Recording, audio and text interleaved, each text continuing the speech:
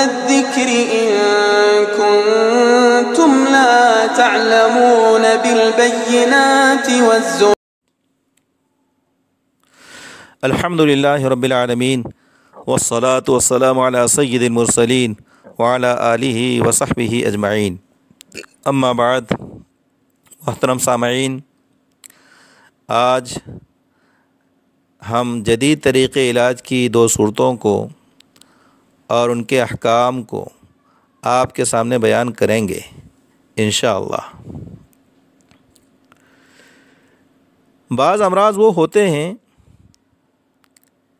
جن میں دوا بھاپ کی شکل میں منہ یا ناک کے ذریعے کھینچی جاتی ہیں.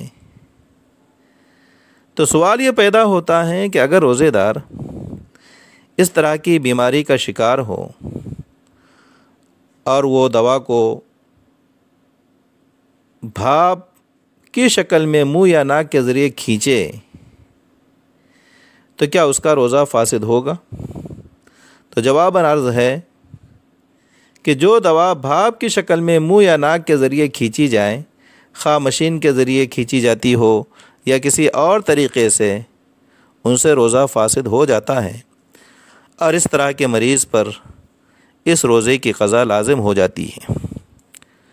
دوسری صورت، انجیکشن کے ذریعے جو دوا رگوں یا گوشت میں پہنچائی جاتی ہے. انجیکشن کے ذریعے جو دوا رگوں یا گوشت میں پہنچائی جاتی ہے، اس سے روزہ فاسد ہوگا یا نہیں ہوگا؟ تو اس سلسلے میں عرض یہ ہے کہ انجیکشن کے ذریعے جو دوا رگوں یا گوشت میں پہنچائی جاتی ہیں، خواہ اس سے محض دوا کی ضرورت پوری کی جائے یا غذا کی ضرورت پوری کی جائے، روزہ اس سے نہیں ٹوٹتا.